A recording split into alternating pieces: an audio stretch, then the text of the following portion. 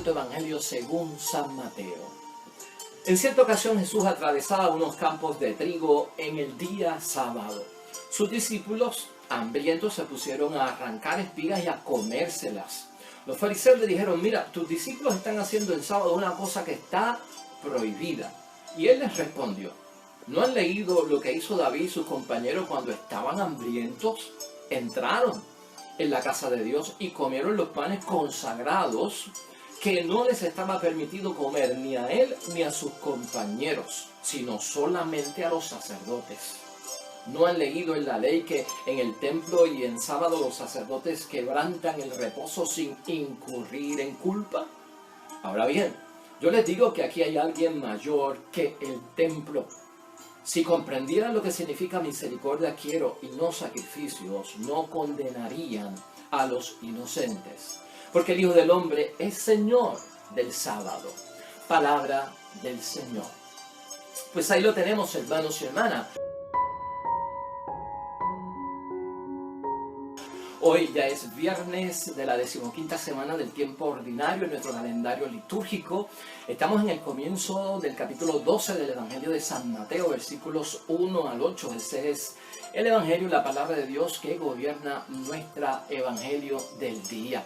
Y hoy tenemos palabras, hermanos y hermanas, de estos encontronazos que tuvo Jesucristo con los fariseos, que eran rigurosos, que eran legalistas en términos del cumplimiento de la ley, de las obligaciones en las prácticas religiosas y esas confrontaciones que aparecieron con Jesús, ¿no? En momentos en que los discípulos de Cristo no ayunaban, en los momentos en que los discípulos de Cristo no se lavaban las manos para comer, en los momentos en que los discípulos de Cristo pues tal vez estaban trabajando el día del sábado, que había que descansar, o en momentos hasta incluso que Cristo sanó personas de grandes enfermedades en el sábado, en el día de descanso. ¿Qué significa todo esto en términos de estará Cristo violando la ley del respeto al día del Señor? ¿Estará nuestro Señor Jesucristo aboliendo la ley del descanso judío, donde había que pues respetar este día como el séptimo día en que Dios descansó luego de la creación del mundo? De eso vamos a estar hablando un poquito en el día de hoy, aunque vamos a refinar todo eso. Aquí el pensamiento que nos debe de guiar a todos es este, hermanos y hermanas, que hay que tener cuidado cuando las prácticas religiosas no nos ayudan a descubrir a Dios.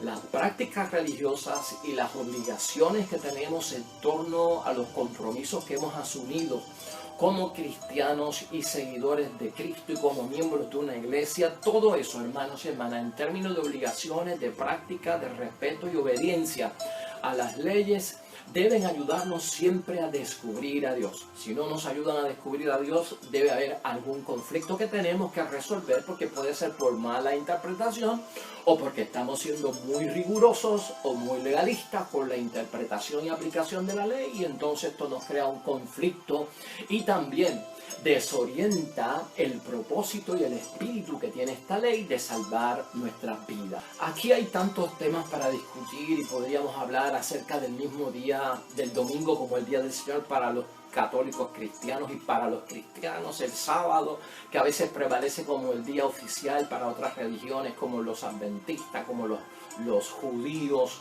o hasta para los testigos de Jehová.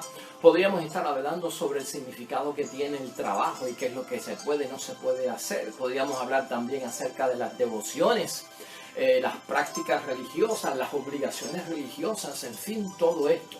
Pero aquí el punto que queremos destacar hoy, hermanos y hermanas, es esto que hemos dicho al principio. En este evangelio, precisamente Cristo, lo que hace es como que enseñarnos a tener cuidado, hermanos y hermanas, a analizar con cuidado que las obligaciones religiosas que no nos vayan a apartar del descubrimiento de Dios, por meternos de lleno en una actitud hacia las prácticas demasiado legalistas y demasiado rigurosas, poniéndolos a un nivel por encima de otras cosas. Y eso es lo que hace Cristo en este evangelio. Aquí hay una enseñanza, aquí hay una doctrina a través del ejemplo de nuestro Señor Jesucristo, enfatizando sobre todo en su persona.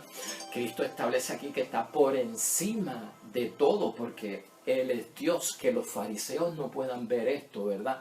Que las personas que tienen a su alrededor no puedan ver esto, pues es una situación desgraciada. Pero Cristo está enseñando, revelando, manifestando su divinidad como Señor del sábado, estableciendo que Él está por encima de todo esto, de que Él puede hacer ciertas cosas porque no está violando nada ni aboliendo nada, sino que Él es el creador. Y el que está detrás de todo esto. Para esto ya nosotros tenemos conocimiento porque nosotros somos cristianos. Pero los judíos no tenían claras estas cosas, hermanos y hermanas.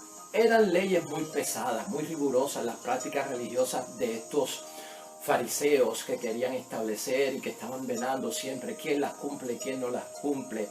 Las leyes eclesiásticas, hermanos y hermanas, debemos entender todos nosotros, están y deben de estar siempre garantizadas por Dios. Eso quedó claro en el Evangelio de hoy.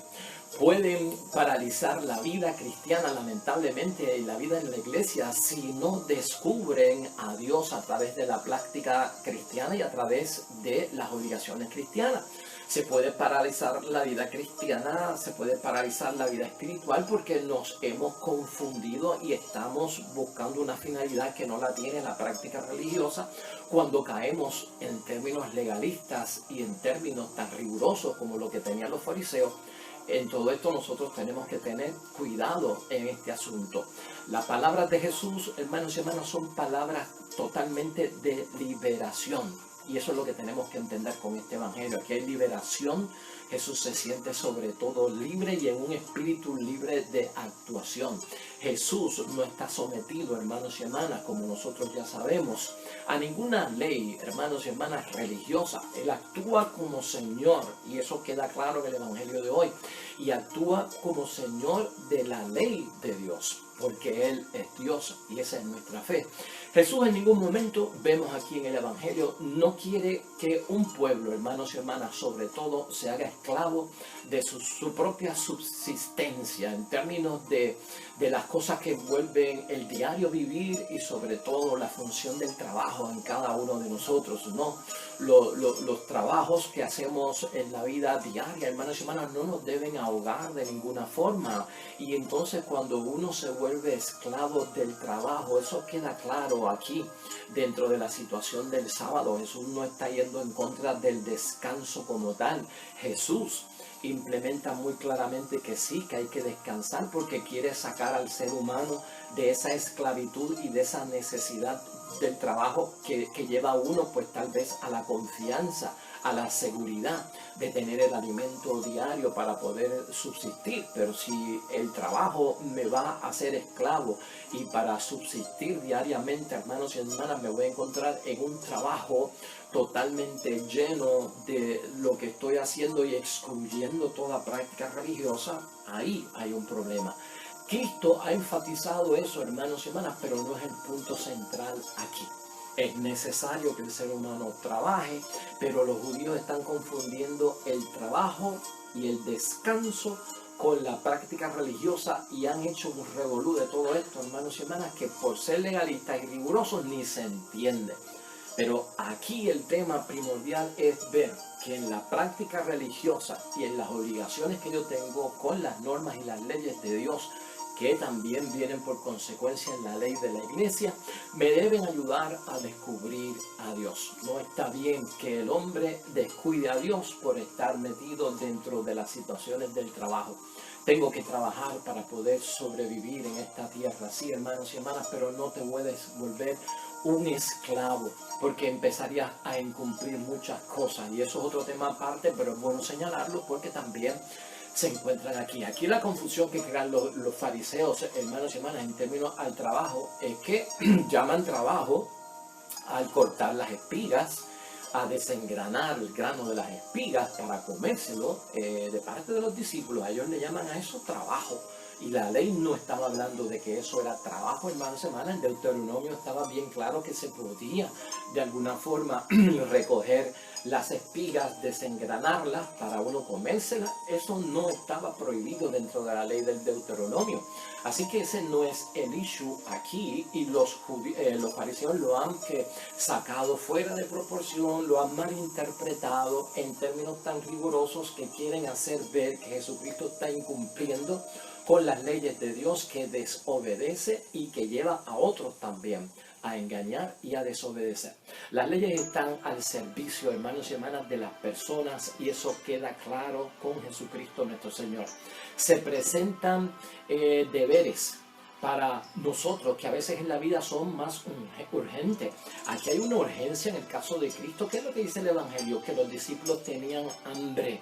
Y como tenían hambre, se pusieron a coger las espigas para desgranarlas y comerse el grano. Eso no es trabajo. Aquí hay una necesidad, aquí hay una caridad que permite Cristo, que les permite hacer a sus discípulos, porque la caridad va por encima, hermanos y hermanas, de ciertas reglas y ciertas normas. Cuando hay hambre, cuando hay casos de urgencia, cuando hay casos de emergencia. No estamos nosotros exentos, hermanos y hermanas, en ciertas situaciones. Por ejemplo, si tú estás enfermo, no estás obligado a ayunar. Si tú estás enfermo, no estás obligado a ir a misa.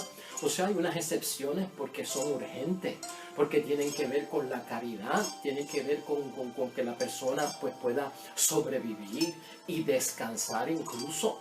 O sea, aquí no se puede ser tan riguroso que voy a tener que llevar a mi mamá enferma de 90 años a la iglesia para que pueda comulgar, ¿verdad? Que eso no se da. Y nadie está sujeto a un ayuno antes de cierta edad, y nadie está sujeto a otro ayuno después de cierta edad, y mucho menos si tiene condiciones de salud como la diabetes, si tiene que ingerir ciertos medicamentos o tiene que ingerir ciertas proporciones de comida. Pues todos sabemos que eso tiene un equilibrio. Llevarlo a una forma rigurosa, hermanos y hermanas, de obligar a todo el mundo, a enfermos, a mayores de edad, a hacer esto, y el enfermo tiene que coger y ir a misa porque si no está en pecado, estaríamos cayendo en un desorden totalmente, y ese es el problema que tienen los fariseos.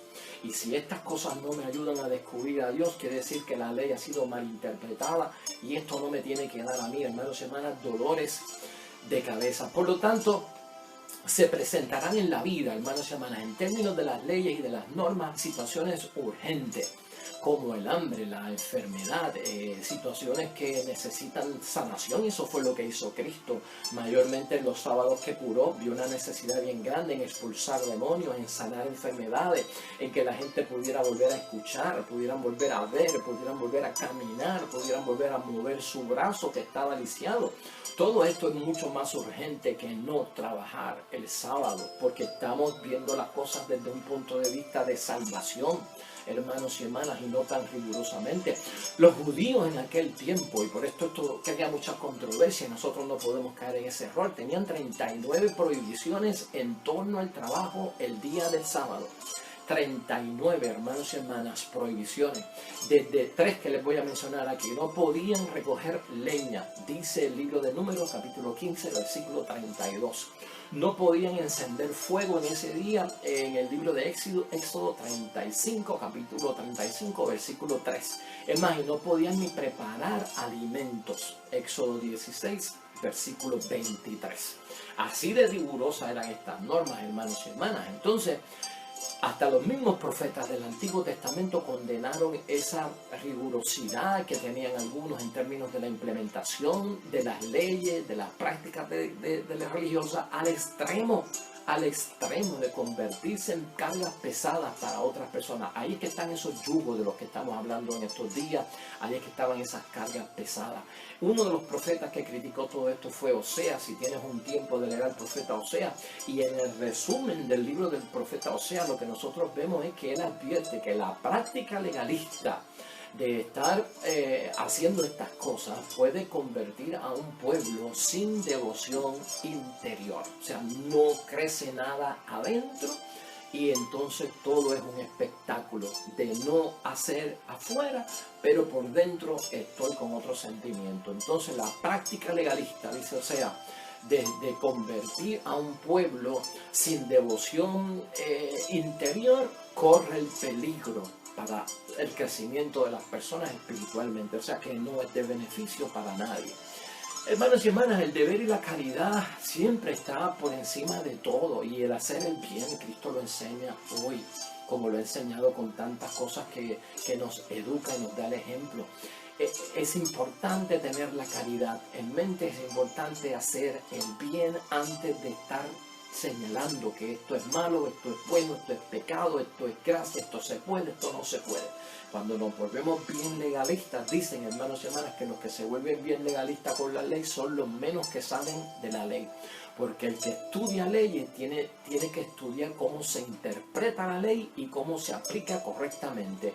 Y toda ley está hecha ¿para qué? Para beneficio del hombre y no para daño del hombre. El que interpreta rigurosamente la ley siempre está sentenciando, siempre está señalando, siempre está condenando, porque no tiene nunca los elementos básicos para entender el desarrollo de la ley, la aplicación y la interpretación. Y eso también es señalamiento por parte de Cristo ante los fariseos. Por lo tanto, hermanos y hermanas, aquí terminando para nosotros entenderlo, lo que hay un debate acerca de la licitud de los comportamientos, lo que es válido, lo que es lícito. Lo válido tiene que ver con la eficacia y la licitud tiene que ver con lo que se puede o no se puede hacer. No, la validez tiene que ver con la eficacia de algo, ¿verdad? Que llega al resultado que está buscando, llega al propósito que estaba buscando. Esa es la validez de una ley que consiguió, por ejemplo, en este caso, la validez que consiga descubrir a Dios y mi crecimiento espiritual. La licitud tiene que ver con si se puede o no se puede. Y a veces nosotros los cristianos, hermanos y hermanas, en vez de tener una mente espiritual, tenemos una mente religiosa. Y hay dos diferencias en términos de la mentalidad religiosa y la mentalidad espiritual. La mentalidad religiosa en nosotros se mete en la licitud, no tanto en la validez, en la eficacia, sino en lo que se puede o no se puede hacer. La mentalidad religiosa se mete en qué es pecado, qué no es pecado, qué es gracia, qué no es gracia por parte de Dios, qué es lo bueno, qué no es lo bueno, qué se puede hacer, qué no se puede hacer, qué condena, qué salva, y está todo el día moviéndose la mente religiosa en términos de esto rigorista, legalista y evaluando todo. Eso es malo, esto es bueno, eso se puede, eso no se puede, eso es pecado, eso es gracia. Bueno, se forma un revolú. La mentalidad religiosa es peligrosa en ese sentido y Cristo nos llama más bien a tener una mente o una mentalidad espiritual, de descubrir a Dios antes de estar en estos parámetros de lo que se puede o no se puede hacer. Y mira, déjame señalarte aquí varias cosas en términos de nuestras prácticas religiosas. Y ya esto es a manera de conclusión. Nuestras prácticas religiosas, hermanos y hermanas, tú las haces y yo las hago. Entre ellas podemos mencionar algunas de tantas que hay. Pero cuando hablamos de prácticas religiosas, para que tú entiendas esto en tu mente y en tu desarrollo espiritual. Prácticas religiosas como el ayuno, como los rezos, como las devociones, como la oración, como la caridad, como las peregrinaciones, como las procesiones, como la meditación y la penitencia. Son algunas de las prácticas religiosas. Y en todo esto hay que tener cuidado. Todo esto tiene que ayudarme a descubrir a Dios. Ese es el fin que tiene. Así que te voy a enumerar 7 por lo menos que debes de tener en mente para saber que las prácticas religiosas están ayudándome a descubrir a Dios. Número 1 está esa. Toda práctica religiosa que tú hagas en tu vida, si va a tener la validez que Dios espera en tu crecimiento espiritual y salvífico, tiene que ayudarte a descubrir a Dios. Número 2, está garantizada por Dios esa práctica religiosa y por la iglesia. En segundo lugar. En tercer lugar, el propósito de la práctica religiosa tiene que ser la vida y la salvación. En cuarto lugar, tiene que ser la práctica religiosa libertadora para mí. En quinto lugar, esa práctica religiosa está al servicio de la persona. Número 6, esa práctica religiosa crea en mí un crecimiento de devoción interior. Y número 7, nos apegan e incorporan más a nuestra iglesia. Nos apegan y nos incorporan más a la iglesia. Si esas 7 características están dentro de tu práctica religiosa, vamos por buen camino y vamos a descubrir a Dios. En sentido contrario, Si tú notas que una práctica religiosa o una obligación aún de ley de Dios que te la está diciendo alguien o algún grupo o alguien tiene estos 7 elementos, eso no viene de Dios. Número 1, si encubre a Dios esa práctica religiosa. Si no tiene aprobación de Dios y no tiene aprobación de la iglesia. Número 3, si puede llevar a la muerte y puede llevar a la condenación. Número 4, si esa práctica religiosa me esclaviza, en términos de que me ahoga y me asfixia. Si esa práctica religiosa, número 5, es por propio interés y no está a favor del servicio. Número 6, si crea una devoción superficial exterior para ser vista por los demás y no tiene ese crecimiento interior. Número 7, crean despego. Empezamos a despegarnos de la iglesia, empezamos a despegarnos de las cosas de Dios. Esas devociones, hermanos y hermanas, no vienen por parte de Dios, sino ayudan a descubrir a Dios. Así que vamos a tener todo esto en mente, hermanos y hermanas. Cuidado con las prácticas religiosas que a veces no nos ayudan a descubrir a Dios. Somos devotos, hermanos y hermanas, y nosotros practicamos la caridad, y nosotros hacemos penitencia, y nosotros meditamos, pero aún la meditación tiene que ser como manda la iglesia, como garantiza Dios que tiene que ser. Yo no voy a meditar como un monje budista, y yo no voy a meditar yoga, porque eso para mí pues no viene de Dios, ¿me estás entendiendo? Analiza, averigua, y tal vez en la misma fe que yo estoy, ten cuidado, porque cuando las prácticas religiosas se exageran, podemos estar tapándole el rostro a Dios. ¿Qué pecado vas a tener tú si te olvidaste de no comer carnes un Viernes Santo? Piensa en eso por un momento. No comiste carne un Viernes Santo. ¿Te irás al infierno por eso? ¿Te condenarás? ¿Habrás cometido un pecado mortal? ¿Por qué? Piénsalo por un momento.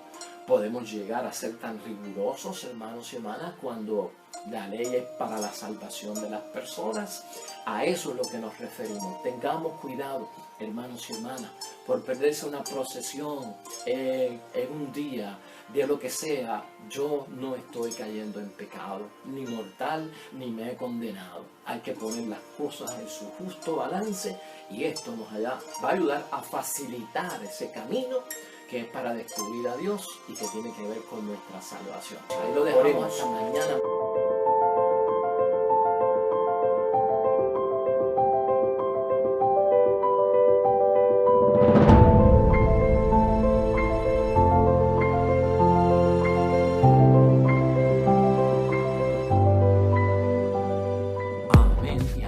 Hermanos y hermanas, el Señor esté con vosotros. La bendición de Dios Todopoderoso, Padre, Hijo y Espíritu Santo, descienda sobre ustedes y permanezca para siempre. Nosotros regresamos mañana con el favor de Dios, nuevo evangelio, nueva meditación de la palabra de Dios. Recuerda siempre, todo cuanto hagas junto a los tuyos para la gloria y la honra de nuestro único Dios. Te irá bonito, hermano y hermana, pero sobre todo vas a ser bendecido. Vas a ser bendecido. Te espero mañana en el nombre de Dios.